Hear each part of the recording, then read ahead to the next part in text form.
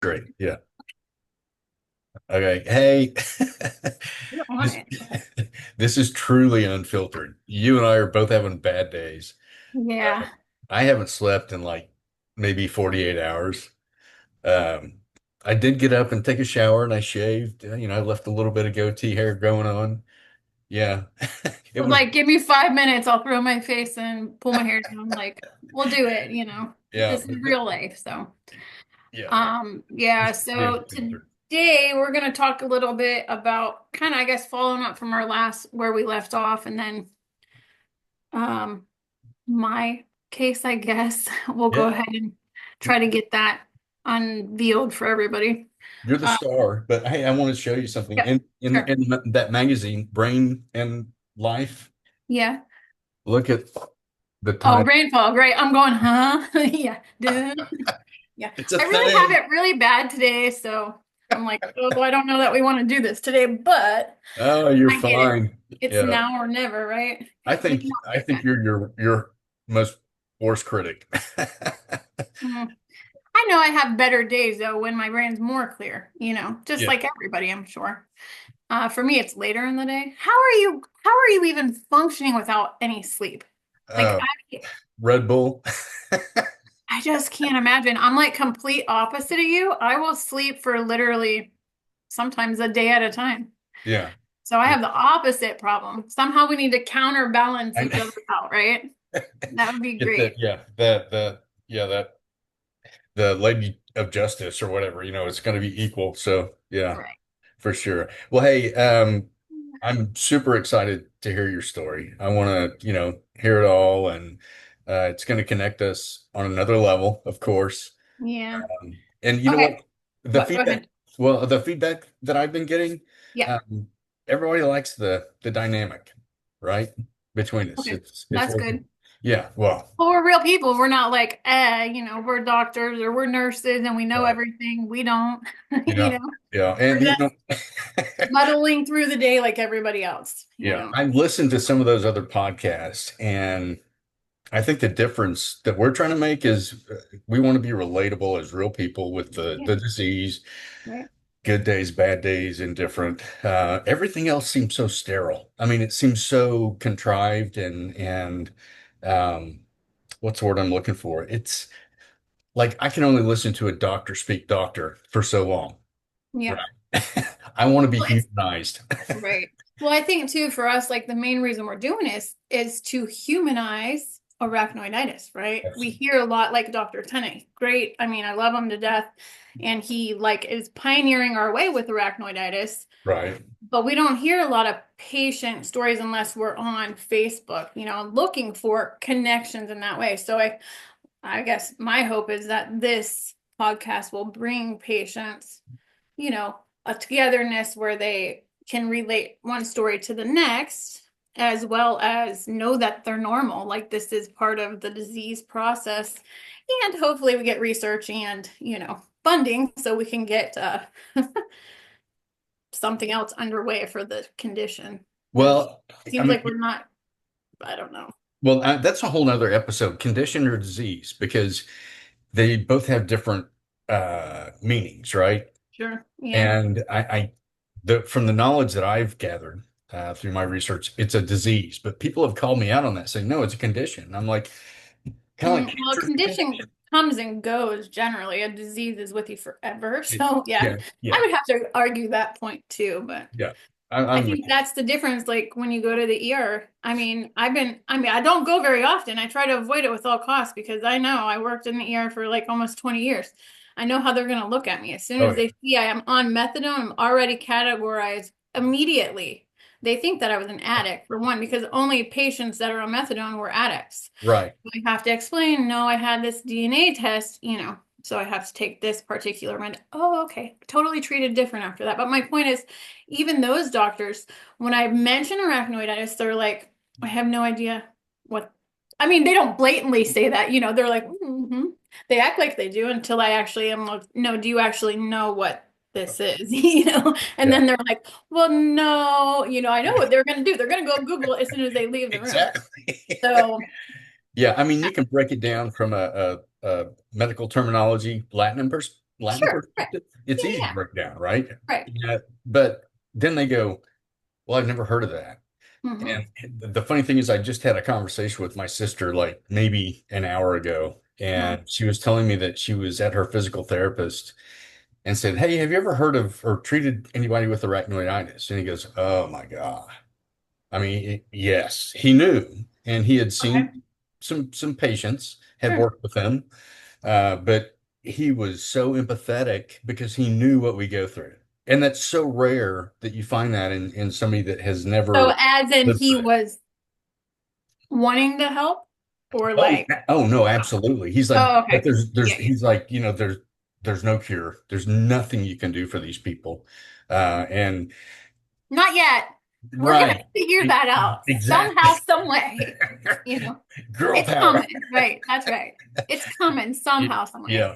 But So, there is hope that, some people know. And yeah. honestly, I was on Facebook earlier today, and I guess there's a clinical trial going on where they're doing some sort of sub-Q injection of this thing called NVG 291. NERV Gen is the company. And they're looking for volunteers. I called the 1-800 number. It's 855-559-6902. If you have arachnoiditis, let's inundate their phone lines. Let's get on their list and see if it will make a difference for even one person would be freaking awesome. Right. I would, you know what? I'd take on the world's pain if it could help one person. I really would, because I have Not me. No, sorry. I'm a big baby. I can barely take on my own pain, but yeah. you know Um, what though? I mean, before we got on here, I know you were having a bad day, but I see you smile, right? That's the whole point of the show is that Still smile through it.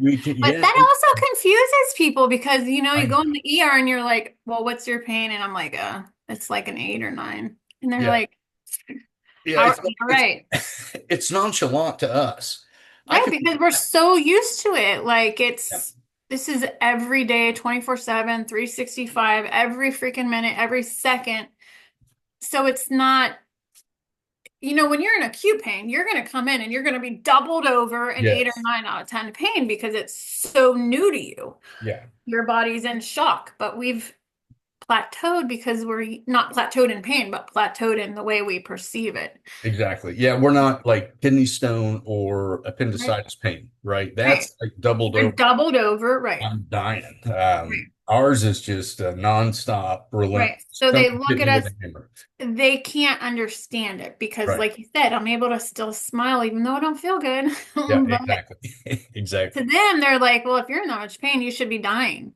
Well, this is the difference between acute and, chronic intractable pain. Yes. And hopefully, the more we do these podcasts, the more they're going to realize, there's truly a difference and a need for them to see that. I mean, just Yeah. because I worked as a nurse for X amount of years doesn't mean I have no pull. I'm a peon to them. But truthfully, we need CEUs for these doctors, nurses, everybody in the medical field on arachnoiditis. I would love, I mean, at the end of this, with Lori at ACM, CRN, to Mhm. work with doing CEUs or something like that for all the medical field. I Yeah. mean, it's like my dream for this, part of this anyhow. I mean, I have a lot of dreams. I want a lot to happen, but one step at a time. So, Even when we know we have no cure and we're in incredible amounts of pain, we can still have dreams, yeah. hopes, desires, and be functional. Um, you know, uh, I've been awake for 48 plus hours and I'm still functioning. I know. I don't know how. Like, I am just like, if I My don't lo- get like my sleep, I'm not happy. my I'm not longest happy. has been like 76 hours that I've been up straight.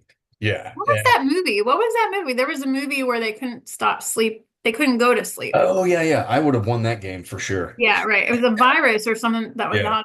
I don't remember the name, but anyways, that makes Anyway, me think of you. Like, yeah, yeah, your brain literally starts going crazy after so long with no sleep. it does. Yeah. It just kind of, I end up turning off. I get 8 hours and I'm like good to go. So anyway, without further ado, Okay. I want to hear your story. So please Okay, enlighten so us. I kind of broke this down into a few segments, and I know we don't have like how much time do we even have left?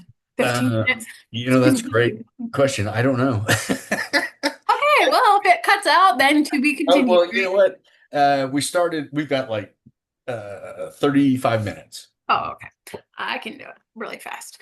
I mean, I can do it really fast, but I'm going to try to hit some highlights because with this podcast, we kind of talked about what CDC, NIH, NORD wants.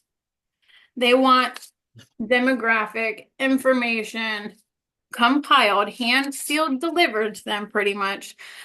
I think, I mean, and they're already doing this research. It's not us starting, we're not reinventing the wheel, we're just adding to it for them, by having real stories. They can jump on here now and say, I want to look up Sarah's story. I want to look up Steve's story to get data. They can pull it from that.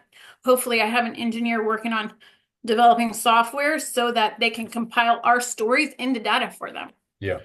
Like, I want to sign, seal, and deliver it to them so they have no excuse not to help us. So, with that being said, the way I'm breaking this down is to try to answer some of their questions. So, if it sounds kind of odd, that's why. Okay. So, this is my life before arachnoiditis. Again, my name's Sarah Lewis. I'm 43 years old. I'm a female. I live in Oviedo, Florida, 32765. And a little bit about me before arachnoiditis. I worked as an RN for about 15 years. I graduated from Kent State University in the early 2000s. And I worked all over, really. I did mainly ER and ICU nursing. I worked on trauma one team. So, I mean, I've seen a lot of stuff, just like you. We've been through it, we've seen it all. Never did I ever think that I would be here now. When we're younger, we always think we're not going to get to a patient status until we're, in our 70s or, older. But yeah, it didn't happen like that for me. So, anyways, I mean, I had dreams like everybody else. I planned on going on to get my master's degree, my doctorate in nursing, so I could educate. That was my dream. I wanted to be an educator to, mold the nursing career, if not beyond that, into, um, really what we need is doctors that are not indoctrinated by the whole opiate crisis. We're not going to go into that deep, but just touching on it really quick. So my injury occurred on 12/31 of 2008. So New Year's Eve, 2008. Um, I went in to be induced for delivery because I was like 2 weeks overdue. Prior to being induced, though, I did develop what I believe now was H1N1 swine flu. Um, I worked in ICU at that time and I had a really sick patient. Later, we found out she had swine flu, but the epidemic didn't actually start in that area until after I had my son a few weeks after. So it was kind of an after the fact. And the reason I'm bringing that up because it kind of correlates into my story thereafter. But anyways, I went in, had the whole usual epidural, I mean, not epidural, Cervigel with the Pitocin hung to try to get everything going. And something went terribly wrong about 2 o'clock in the afternoon. So, I mean, I took my job very serious. They were like, sit in this rocking chair from 6 a.m. until it helps, make your induction faster. Well, around noon, I noticed that I was having nonstop contractions with the Pitocin. I never worked in OB. I don't, so I just assumed that these nurses knew because I didn't, and I guess I should have researched it now looking back. But I kept questioning, I'm not having a pause in my contractions. I was just a contraction to a contraction to a contraction. Mm. And it wasn't like 10 out of 10 pain. It was probably like 2 or 3 pain, it wasn't terrible, just uncomfortable. But they told me everything was normal.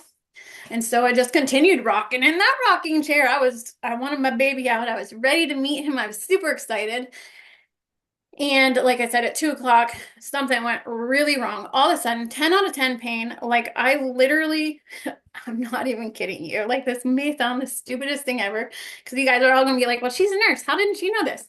I thought my son was halfway out of my body all of Wow. a sudden. Like I was in 10 out of 10 pain, and I told my husband, grab me now, get me on the bed. He's coming out. Like, I mean, it was that kind of trauma, pain. So he puts me from in, the rocking chair is right next to the bed, throws me in the bed, looks down there and he's like, I don't understand, and the nurse is already running in because she's hearing me scream all of a sudden. And it's not like I went in like a frantic patient. I went in like a normal, I'm just there to be, induced and everything gonna go. So it Right. wasn't like I was crazy to start. Anyways, they literally tried to restrain me down because I was, I guess, making too much of a scene. I don't know what they thought, but she checked me and she said that I was no longer dilated, long story short. She said I closed back up. And I said, oh no, something is very wrong. Get the doctor in here now. Because he wasn't, or I had a female doctor, but she was out sick now because she got whatever was going around. Oh, wow. So I ended up with a doctor that I'd never met before come, but it took him about 15 minutes or so to get there. And he walked in very pompous, not very nice guy. But Doctors, come he on. was like, well, this is probably, it's your first baby. You're gonna have pain. And I'm like, no, like something is not right. Right at that moment, like I'm trying to convince him, and I'm in 10 out of 10 pain. I can't think straight, you know. And right at that moment, my son's heart rate decelerated. So they took me back for an emergency C-section. Wow. And they stuck me 8 times to get the spinal block in. And meanwhile, while they're trying to get the spinal block in, I have a big Buddha belly. So they have me over a table. They're yelling at me, like, so that they can get better Booted. access. I'm And s- I'm like, I have this, like, I can't do anything else. I'm in 10 out of 10 pain. I got a big belly. And meanwhile, they have the Pitocin still going full blast. So finally, I yelled at the nurse, like after 6 attempts, turn Pitocin off. Like, so, anyways, they finally got it in on the 8th attempt. wow. So, forever, I thought, well, I guess I have to finish with my story. So, they took me back, did the C-section, baby healthy, 8-pound baby. Thank the Lord. Biggest blessing in my life. But as soon as the doctor opened me up, he said, oh my God, I am so sorry. Had I sent you home, you and your son would have died. Oh, He my. was stuck in my pelvic inlet. So I don't know why to this day. I'm gonna get my records because I feel, though it's been 16 years at this point, Right. I feel now it's not about the, legalities of it. More so, I want to make sure it's prevented for other patients moving forward. Yeah. So, I do want to get my records, but he said your pelvic inlet. I was 98 pounds when I got pregnant, so I was very tiny. But Wow. for whatever reason, they only did one ultrasound on me at 16 weeks just to determine the sex. And he was pissed because he was like, had they done another ultrasound, we could have prevented this. Oh, really? Wow. That's what as he's like, Yeah. has Yeah. me cut open, taking the, like, so he wasn't happy. But I just thought immediately after the spinal block wore off that it was post-op pain. I mean, I knew I went through the trauma, obviously, but I thought everything was gonna return back to normal. Hmm. I didn't realize, it took me a while to realize that this was not going away, and it never did go away, unfortunately. Yeah. So that is when my onset of pain started. Literally, my spinal block took about 12 hours to wear off post-op. So, early New Year's Day morning is when I started realizing I had that pain. But from that point on, I left the hospital thinking I could just do like pelvic core exercises and get my body back into shape. I thought, also too, when you have a baby, you lose the baby weight Yeah. immediately, so it's a lot of transformation to your body and hormonal shifts and stuff. So I just thought I could fix it, but man, was I wrong. Well, So that's when we reach that bargaining point. When we get diagnosed, we'll bargain with the world to make it right. go away, knowing what we have to deal with. It's just Well, nobody wants it. Who would no, want these kind of no. diagnoses? Like, no, we It, want to make ourselves better. We just it, want to be normal and, a little it, bit of pain maybe, but not yeah, like this. But yeah. the kind of pain that we're in though is for the majority of society is unfathomable. No, they cannot They will understand. never get it. No, No. and I've told you this many times. My husband's a nurse. Yeah. I tell him every day, but it's like and I love him to death, don't get me wrong. No, I know. Yeah. But there are days where I have to like remind him, like, wait a minute, you have to, and he's like, oh my God, I'm sorry. Like he Yeah. then realizes, but even for those few seconds, he forgets. Yeah. Well, I mean, the people around us become desensitized to what we Absolutely. go through. I mean, it's kind of like Yeah. wearing a hat and then forgetting you have the hat on. Yeah. It just, it's there. It's ever present. You're not aware of it Right. until you Well, feel become it. what I say is background noise. We're background noise because it's always Oh, going yeah. on. So like, anything new today? No, I'm still in 10 out of 10 pain. Okay. Yeah. Like Yeah. Oh, it's the whatever. same Just show. old. Yeah. Same old, but yeah. So, a couple of things I want to touch on. Sure. First is, almost one of your last comments that Mhm. we take for granted when we go see a doctor that they're in control. They're Yeah. not. They're part of our control, Yeah. right? We have to, Educate patients to our 100%. to Yeah. the level they need to be so that we can all be advocating for ourselves. I mean, Yeah. really, I hate to say it like that, but that's really where it has to be. Yeah. Otherwise, We are cattle. They are pushing us through the system as fast as they can because they have to make as much as they can because they have so many people in the system. It's so polluted in the middle, right? I mean, you have your worker bees, you have your administrators, you have the people that actually physically get in there and do it.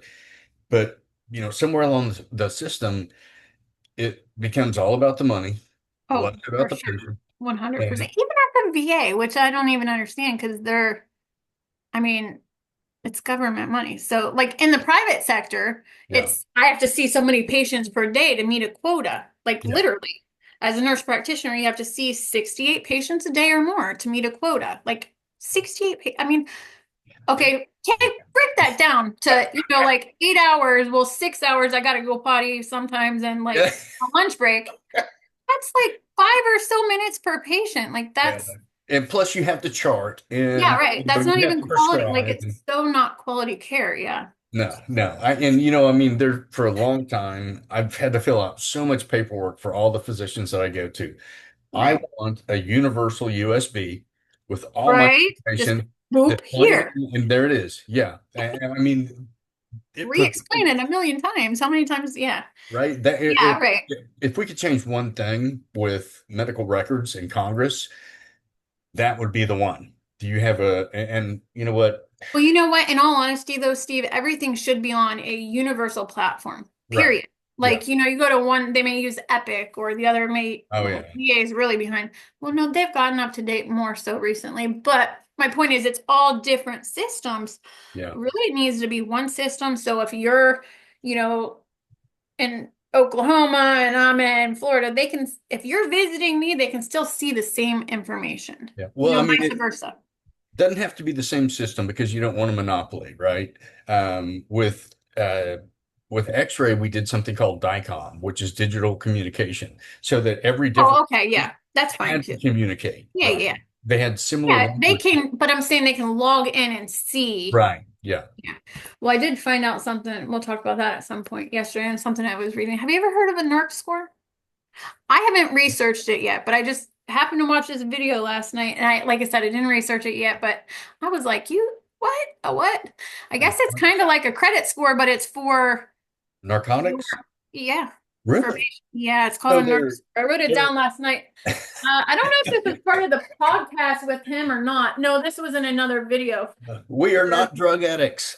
the doctor patient forum. It was a video they did. And I was like, I have to look this up because I've never heard of that, but I'm sure That's pain crazy. management uses it all the time, Interesting. and or ER. Yeah, well, I Oh, guarantee you I'm not on their radar. well, I right. like, I Oh, I truly feel very fortunate to be where I'm at and as strong as I am. But one of my friends, I was on a call with it's called Brothers in Arachnoiditis. We have a call every Tuesday. nice. One guy's from New Zealand, another guy's from Oregon, another guy, is from Arizona. We all kind of tie in and we just kind of cut loose and talk about anything and everything. And they saw me on one of my worst days. And one of the guys called me after the call. And he's like, dude, I could tell you were suffering. And how you do it without medication is amazing. And I'm like, dude, and that's when it all started for me. So like today's Friday, maybe it's been more than 48 hours. I'm brain fog. It's okay. I mean, but anyway,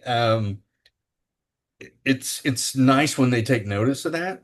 And Sure. and I know that I'm very fortunate not to be, you know, I never want to go through an addiction again. I mean, it was the withdrawals is like the worst. And when Yeah. you were telling me about that patient that you were talking about that they forced withdrew everything from her and threw her in the emergency room and wouldn't do any, that is so inhumane. It's criminal. It should be criminal. Like, how do we have a system that is so broken? On one hand, they don't want to give opiates to anyone, right? Yeah. But on the other hand, I mean, they know that patients need and or, I mean, if they were in this situation, you know their family or them are going to use them, okay? But to force, like this patient was on opiates for the last 20 years of her life. How Yeah. do you can't just abruptly stop No, that. no, I mean, like, that you is just so can't. that is And she's so waiting a surgery on top of it. Like, so we know she deserves, some compassion. yeah. Like, I mean, I uh I can remember when I first started going through withdrawals, like the first 3 days yeah. were literally a living hell. It took a rock solid man to get through that time and then to get beyond. All I thought about was one, my two boys and my wife at the time. I was doing that for them and I was that tough. Um, which kind of leads into our next show, divorce and Yeah, right. chronic illness. Um, because I'm a statistic. Um, I still, like I said, I maintain a good conversation and relationship with my ex. I will always. I've Mhm. been married twice, and I still, even my first ex-wife, I'm still in good communication with her. I mean, that's the kind of person that I am. I'm not, Yeah, right. uh, but you know So I what? do have a question. Can I, sorry, Yeah, I yeah. know I keep interrupting, but I had a few patients come to me after the last show. So that's where I said I kind of wanted to follow back up on that a little bit. Yeah. But they said to me, how does he live without pain meds? I don't understand. And I said, well, number one, you have to understand who Steve is. Every patient is different too. That's the other point I got to get across here. It Yeah. has to be individualized care because every patient is 100% different. And I said, he's had a spinal cord injury, so his pain, is in his legs. Not that you may never have back pain, but the majority of your pain is in your legs, right? No, my back is like completely foobar. It's like the worst injury you could imagine. Right. I have no back pain. I mean, I can Right. go out and swing a golf club, uh, Right. like Tiger Woods if I had balance like that. So, Right, I got you. So that's what I'm trying to point out a little bit of differences so they understand. yeah. And then the other point is that though you don't take opiates, you do use other, means to alleviate pain. So Yeah, I yeah, mean, medical marijuana is legal in Oklahoma. right. I used to hide it from my kids for Mhm. obvious reasons, but you know what? I was a product of the 60s and 70s. I grew up with this. Right. That was And the stigma then. Yeah, like it was, yeah, you're not allowed to have it. Right. and no, I'm not a pothead. Um, I do get some enjoyment out of it, of course, but like I said, it only rounds off the pain. It does not go from 0 to 10 or 10 to 0, as you said in the Right. last. Right. Yeah. No. I don't think that we'll ever have anything like that. I mean, I don't want to be a pessimist, but I've Yeah. been dealing with pain for 40 some years. I'm Yeah. kind of, you know, Right. I don't think so either, unfortunately. I mean, unless we find that, actual cure. yeah, well, I mean, that's this thing Right. from If that happens, Nerd Kid. maybe, but yeah. Yeah, I would say, if you didn't take note of that number, please go Yeah, back we'll put and it in the comments for yeah. everybody once we Um, figure out how to do that. okay, Or so we put got it on our YouTube or yeah, our yeah, Facebook page or whatever, yeah, I'll put it in the comments there Right, right. for sure. Because Uh, I started to write it, but my yeah, brain so wasn't working. we got 9 minutes and 40 seconds Oh boy. Okay. time, but you know what? So the next episode's gonna be on divorce and chronic illness. And Okay. we will be talking with my friend. Are you going to be okay to talk later Yeah. with her? Okay. Oh, the only thing is I may have to just and clear, I may have to do this with this because I got four kids. Oh, None, they're not here right now, but they may be back and they'll be screaming in the background. you know what?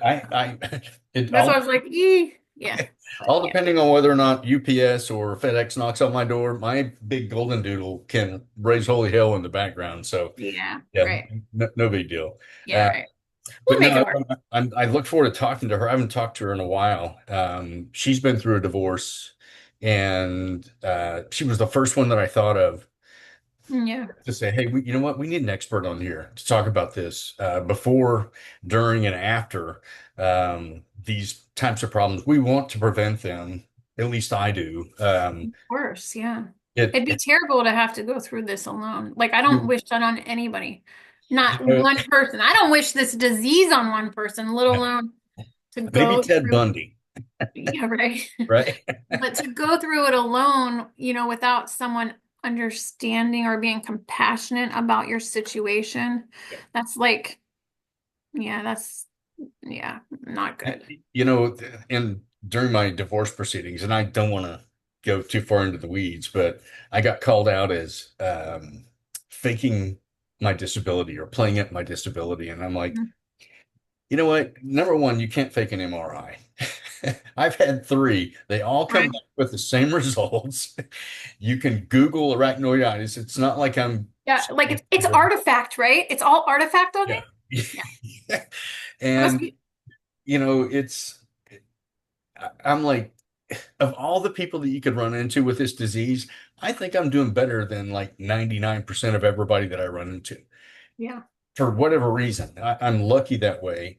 I don't want to set myself apart as a result of that, but um, to be called out to fake this is like, come Oh, on. it's a slap in the face. Did Like that it? is the most disrespectful thing that you can do and say. And like I told you, I went a decade being misdiagnosed. 10 Yeah. years. So Wow. it took them 10 years to figure out that, I mean, I have a rare, I told you type 6 bifid sciatic with the piriformis. So it's like every time I walk, it's literally my sciatic nerve is getting crushed off like scissors in between the muscle. Oh, wow.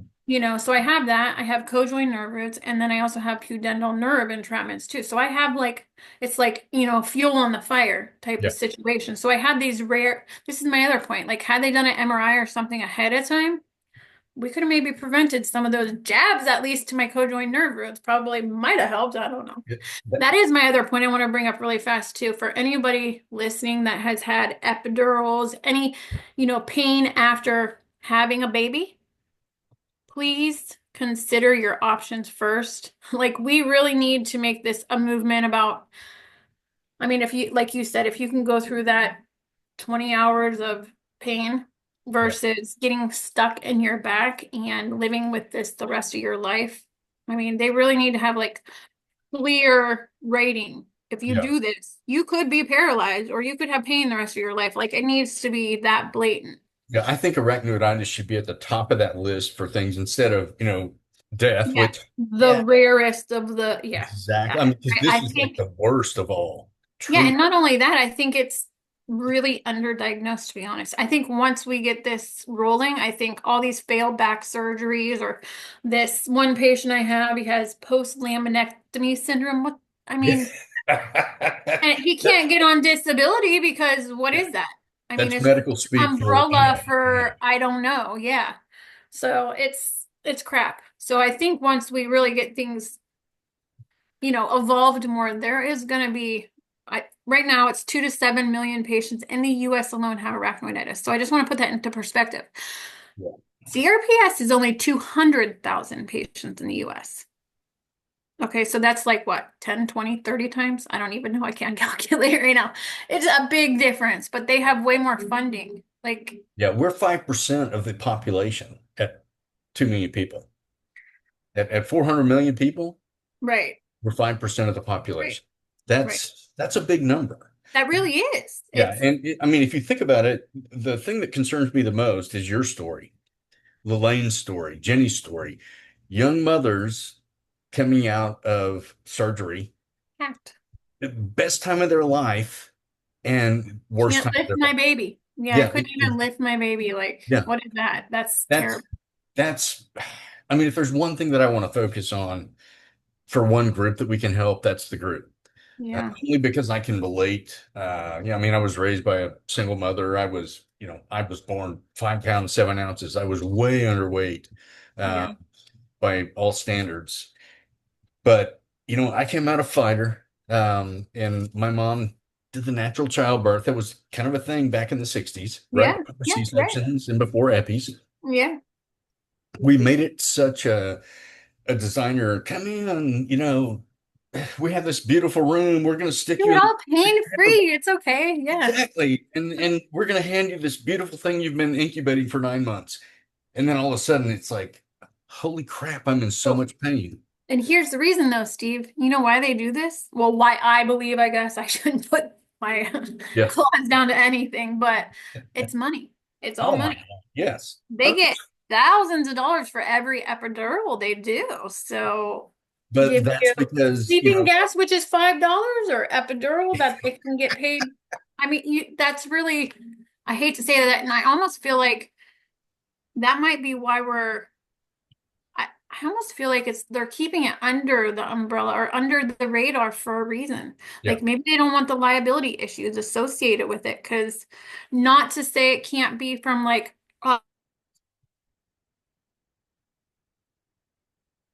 Uh-oh. You froze up on me. So I'm going to go ahead and wrap it up since we have like 2 minutes left and say we're going to circle back to this conversation.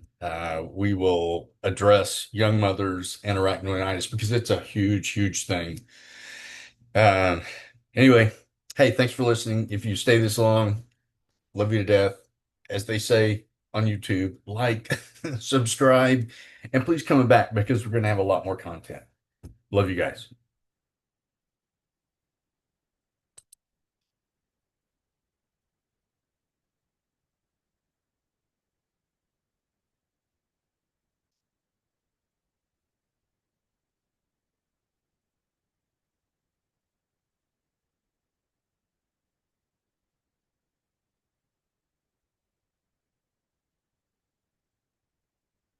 oh my gosh.